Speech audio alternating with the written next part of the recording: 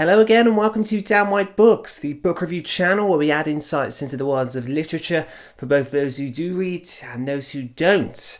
Today I'm reviewing perhaps one of the most well-known novellas on the planet, and that is The Old Man and the Sea by Ernest Hemingway.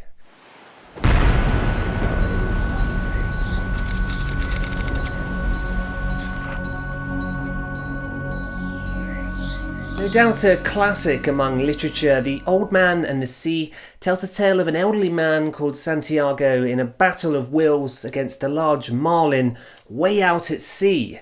It has been some 84 days since Santiago last caught a fish, and as such he's been branded as the unlucky fisherman in the harbour. Santiago's only friend to speak of is a boy named Marlin, who has fished with the old man since he was a child. However, he has been told by his parents he must now seek out a luckier employer.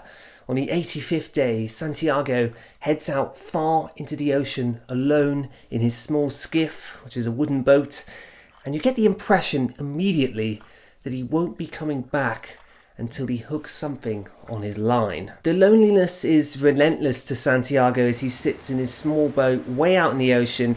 He voices his thoughts aloud and weeps at times. He observes around him the life that comes and goes and waits patiently when something large starts pulling on his line.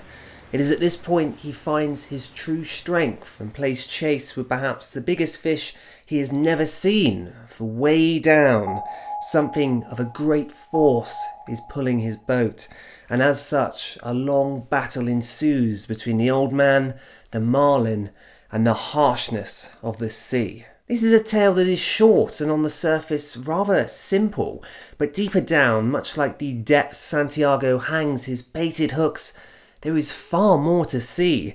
If I were to describe this book to you in a synopsis, it would all sound rather uneventful. There are a handful of characters, and that's being generous, but there's something more potent in this work than what my words can do for it alone, and that is the manner in which it's told. Hemingway uses his craft and ability as a writer to bring beauty and meaning into this tale, even within just 90 pages. An elderly and unfortunate man is alone at sea, and so are you alongside him. He faces a challenge that will require all of his will when he shows the strength to persevere and the resilience to go on in spite of the pain he may feel. The battle between Santiago and the marlin towing his boat further out to sea is like a mirror to the challenges we all face in life. The fish does not come to him easy, and even in success there is still uncertainty and loss. But Santiago is determined. Days pass, there are glimmers of hope, but the journey is long. When reading this book, I was ever seeing parallels between Santiago's struggles and that of our own. There are many allegories we could link to in this tale. The journey of finding and loving something only out of a sense of pride, and one's inability to then keep it when they finally have it. The want to prove others wrong, and certainly the loneliness and the perceived redundancy of old age. Santiago is looking to prove that he is still capable, not just to others around him, but also to himself. And that's a key part of this work. As we all get older, we will likely start to doubt our own abilities as individuals. Santiago seeks acceptance in himself. The marlin in this work can be seen to represent hope and also capability in a man whom is feeling the inevitable effects of aging and the nagging question of whether he is still fit and able. You can look deeper than I have here, and any good book will make you think like that. A basic tale can become so much more when you have a writer with a talent to turn something simple into something complex. This book represents a challenge you or I will face in the future, and your own perseverance along with a little bit of luck will determine the success of such an endeavour.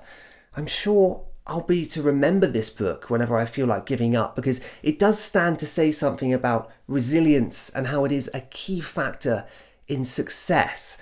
So with all things considered, I would rate this little book a 9 out of 10.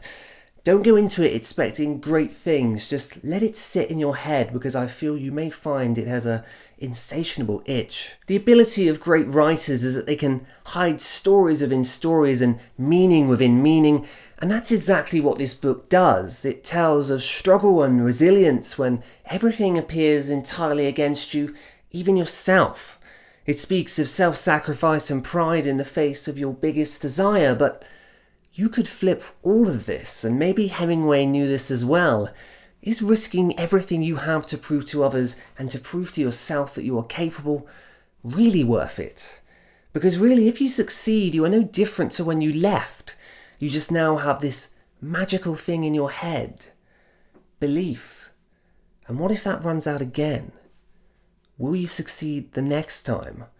Or will you be forever lost at sea? My friends, I thank you very much for watching. I will see you here again soon. Bye-bye.